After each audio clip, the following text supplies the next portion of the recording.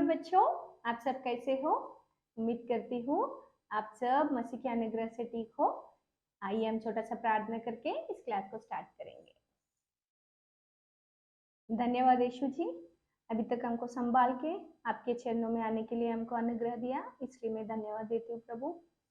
हम हमारा पूरे दिल से आपको प्यार करके आज्ञाकारी होने के लिए ऐसा अनुग्रह दीजिए प्रभु जी।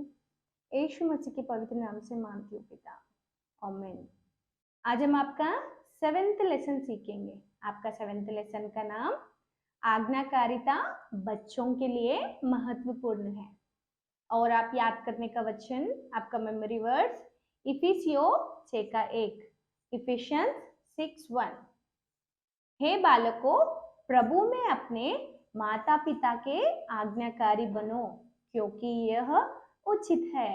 ठीक है बच्चों, आप लोग पिछले पार्ट में क्या सीखे थे, याद है ना बच्चों आपको? हम पिछले पार्ट में सदोम और अमोरा के विनाश के बारे में सीखे थे।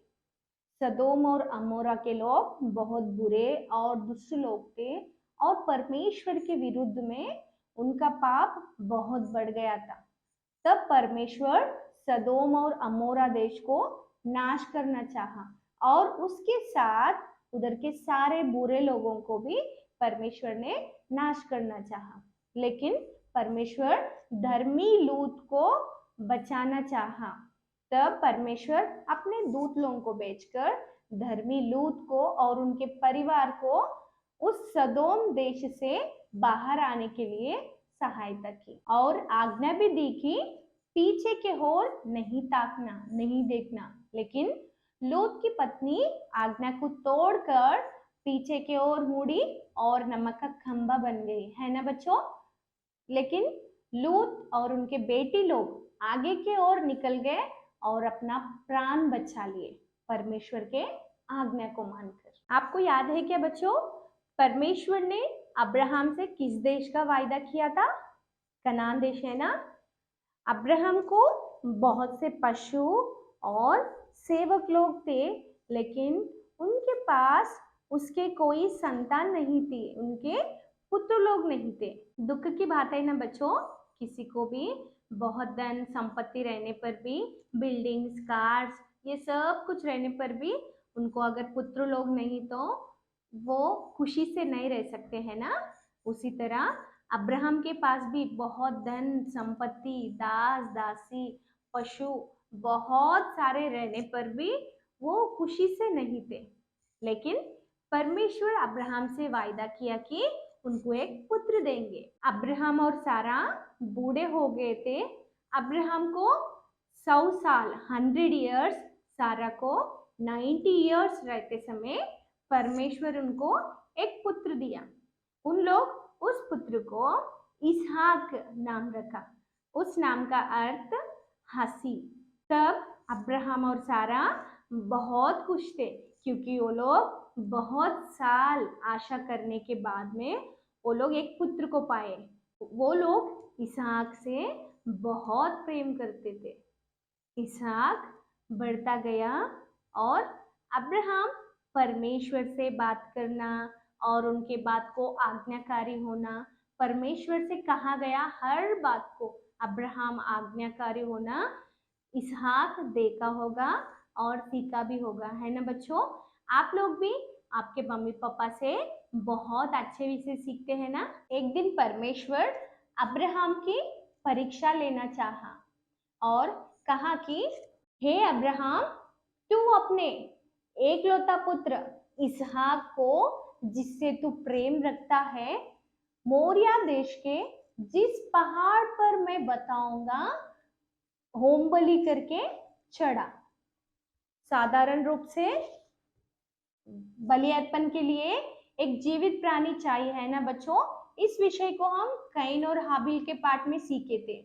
लेकिन इधर परमेश्वर अब्राहम का परीक्षा लेना चाहा, इसलिए कि अब्राहम किससे ज्यादा प्रेम करते हैं, परमेश्वर से या अपने पुत्र इसहाक से? इस बलि अर्पण की बात सुनते समय अब्राहम अपने मन के अंदर बहुत दुखी हो गए होंगे, है ना बच्चों?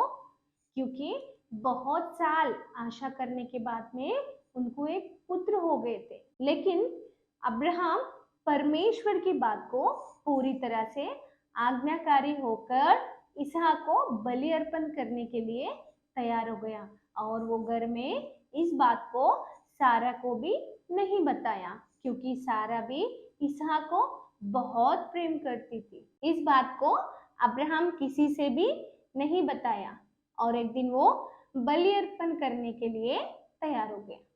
अब्राहम सवेरे ही उठकर अपने साथ अपने गधे को और अपने 2 दास सेवक लोगों को और इसहाक को भी लेकर और बलि अर्पण के लिए लकड़ी भी लेकर मोरिया पहाड़ की ओर निकल गए थे। और वो लोग 3 दिन के सफर के बाद में मोरिया पहाड़ के पास पहुंच गए थे।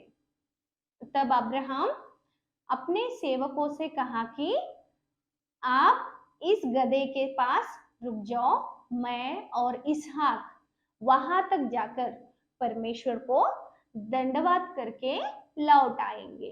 अब्राहम का मन बहुत दुख से भर गया होगा, है ना। तब अब्राहम होम बलि की लकड़ी को इसहाक के ऊपर उठाया और आग और छुरी लेकर पहाड़ के ऊपर से चलते जा रहे थे। तब इसहाक ने अब्राहम से पूछा कि हे मेरे पिता, लकड़ी और आग तो है, पर होम बलि के लिए भेड़ कहाँ है?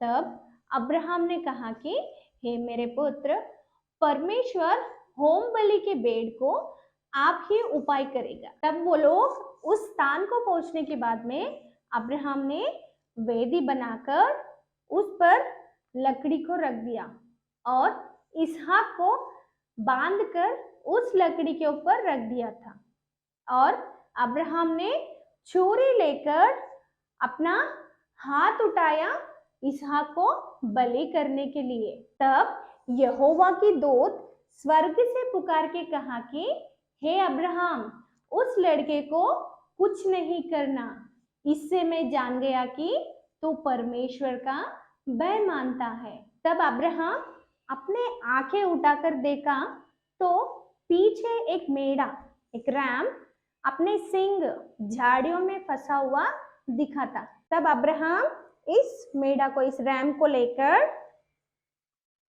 परमेश्वर को होम बलि चढ़ाया। इस प्रकार अब्राहम परमेश्वर की आज्ञा को मानकर अपने पुत्र को बलि अर्पण करने के लिए पीछे नहीं हटा। इसलिए परमेश्वर अब्राहम की इस आज्ञाकारिता से बहुत प्रसन्न हो गया, और अब्राहम को और उनके पुत्र इसहाक को परमेश्वर ने आशीष दी। और अब्राहम भी बहुत खुश हो गया, क्योंकि वो अपने पुत्र को फिर से पाए हैं ना बच्चों। अभी तक आप जो सुने हैं, मैं विश्वास करती हूँ आप अच्छे से समझ के। अभी हम इसमें से सीखने का विषय, हमें परमेश्वर की और अपने माता पिता की आज्ञा को पूरी तरह से पालन करना चाहिए। अब्राहम परमेश्वर की हर बात को नम्र हो गया। देखो बच्चों, वो परमेश्वर की आज्ञा को इतना नम्र हो गया कि वो परमेश्वर के आज्ञा को मानकर अपने घर, अपना परिवार, अपने रिश्तेदार को छोड़ दिया और अपने एकलौता पुत्र इसहाक को भी बलिदान देने के लिए तैयार हो गया था, क्योंकि अब्राहम परमेश्वर पर पूरे विश्वास करते थे और वो परमेश्वर को प्यार करते थे। और इसहाक भी अपने पिता अब्राहम को नम्र हो गया। अब्राहम इसहाक को बलिदान देने के लिए बांधते समय भी इसहाक सवाल नहीं किया या मेरे पिता मुझे ही बलिदान देने वाला है, ये विषय मालूम होने पर भी वो वहां से भागने का प्रयत्न भी नहीं किया, क्योंकि वो अपने पिता को पूरी तरह से नम्र होना ही चाहा, क्योंकि वो अपने पिता को बहुत प्रेम करते थे। बच्चों, आप लोग आपके माता पिता से प्यार करते हैं क्या? तो ये कैसा पता चलेगा कि आप उनसे प्यार करते हैं? आप उनके हर बात को मानकर उस बात को आज्ञाकारी होने से पता चलेगा कि आप उनको प्यार करते हैं, है ना बच्चों? आपको क्या अच्छा लगता है बच्चों?